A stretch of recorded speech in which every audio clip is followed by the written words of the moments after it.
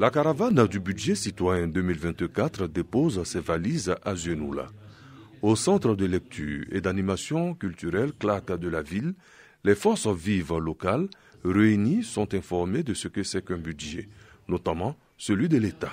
Tous les détails sur sa confection, l'origine des ressources financières et bien entendu son utilisation.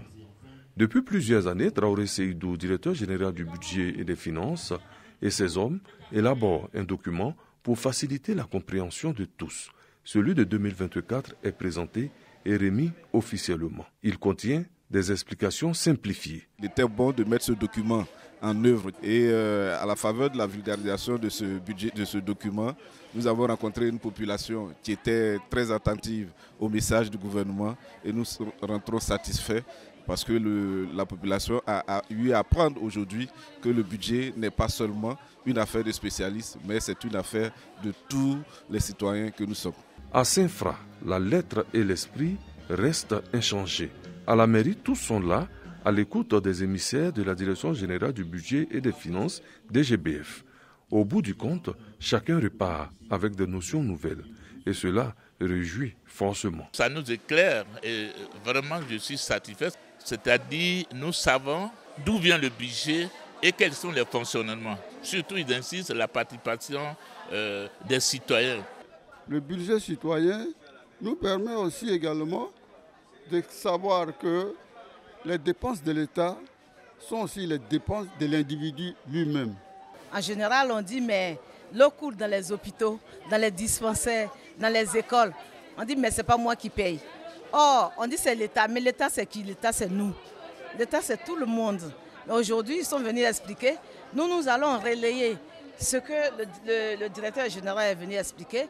Nous, on va faire la remontée vers la population pour leur expliquer le bien fondé de ce qu'ils sont venus dire. La transparence dans la gestion des finances publiques, c'est pour accompagner cette rigueur que la Direction générale du budget et des finances, DGBF, rend accessible le budget à tous les citoyens, acteurs de sa collecte, mais également acteurs de son utilisation.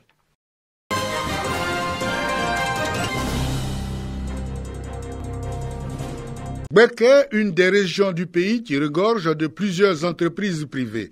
Donc, de nombreux travailleurs du secteur privé résident dans ces différentes localités.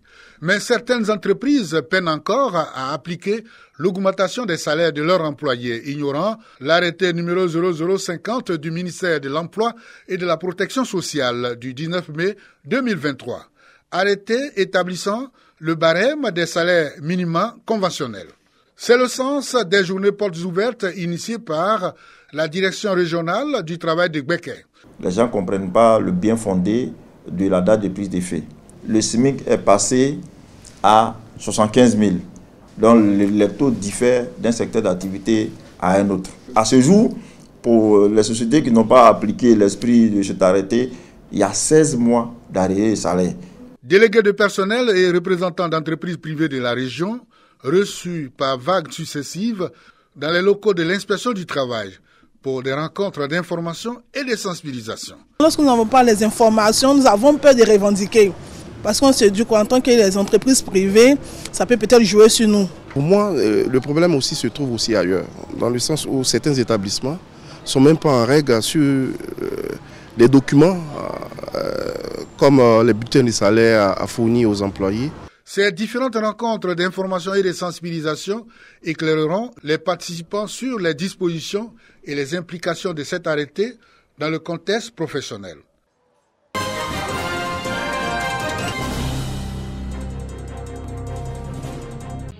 Ils sont 19 fonctionnaires de police du district autonome du Gogibois, célébrés pour vos services rendus à la nation.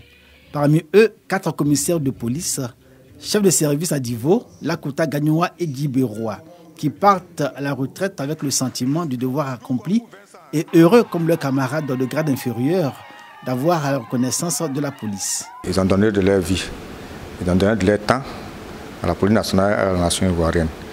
Donc pour nous, il faut les honorer. Et notre façon de les honorer, c'est les célébrer de façon publique, en présence, n'est-ce pas, de leurs parents, de leurs camarades, de leurs amis. Voir notre départ à la retraite se transformer en une belle fête nous conforte encore plus dans l'idée que nous n'avons pas travaillé en vain. Aux jeunes qui sont encore en activité, ayez un parcours professionnel sain, respectez les consignes de la hiérarchie. Le jour viendra de votre départ à la retraite sera célébré comme vous avez célébré vos devanciers. Les nouveaux retraités ont reçu divers cadeaux de leur hiérarchie et de leurs collaborateurs encore en fonction, ainsi que le soutien d'une structure partenaire. Cette cérémonie de distinction de départ à la retraite des fonctionnaires de police est à sa 5e édition. La préfecture de police du Goguibois compte 10 commissariats et 2 districts dans cette aire géographique.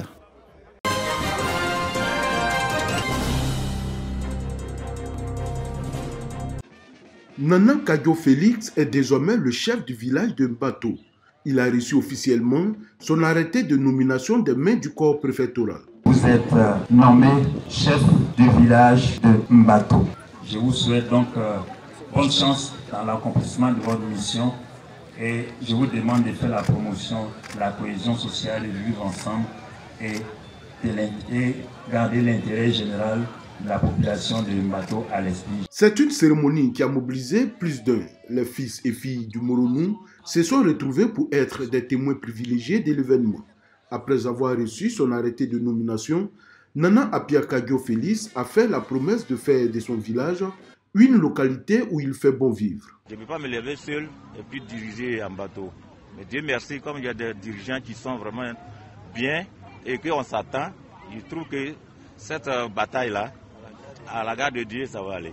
Nana Oben Kwaku Ignace, président du conseil des chefs de canton de village et reine-mère du département de Transua, parrain de la cérémonie, a effectué le déplacement de Mbato. Pour lui, cette rencontre a tout son sens dans la mesure où elle concourt à faire la promotion de nos patrimoines culturels. Je suis un chef traditionnel et on remet un arrêté à un chef de village. Vous savez, entre les Aïs et les Brons, il y a une alliance. C'est presque la même culture. Donc quand j'ai été sollicité, c'est avec joie. Je sais que je venais chez moi. Le maire de la commune d'Ara, Alette Badunguessan, fille du Moronou, a apporté son soutien au chef du village de Mbato. Elle a émis le vœu de voir le chef diriger son village dans la paix et la cohésion.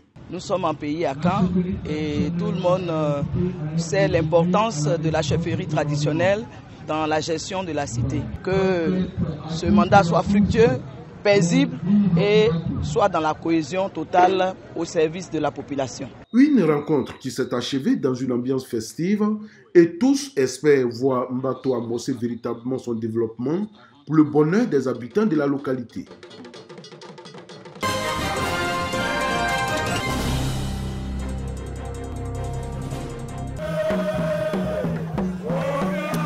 À Kounoubé, village lagunaire de la sous-préfecture d'Étioboué, dans la région du Sud Komoué, marque du sceau de la tradition, la journée du samedi 30 mars 2024.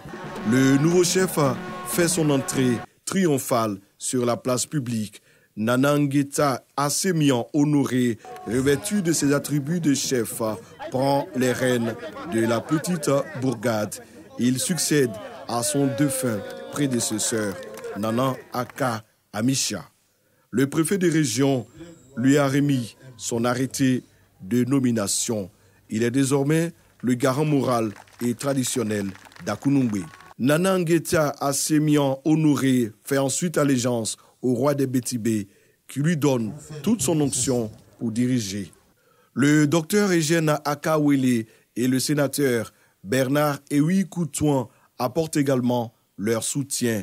Le président du conseil régional s'engage particulièrement à accompagner Akounoubé dans son développement. Si vous l'avez choisi, c'est parce que vous savez qu'il pourra préserver les fondements de votre identité traditionnelle, qu'il sera donné à votre vie communautaire la trajectoire que vous voulez dans la solidarité, dans l'entente et la cohésion. N'ayez pas peur de vous investir dans des projets opérants et structurants et de contribuer activement au développement de votre village. L'intronisation du chef d'Akounoubé a été un véritable moment de célébration de la culture Bétibé, une symbiose entre le chef et ses sujets.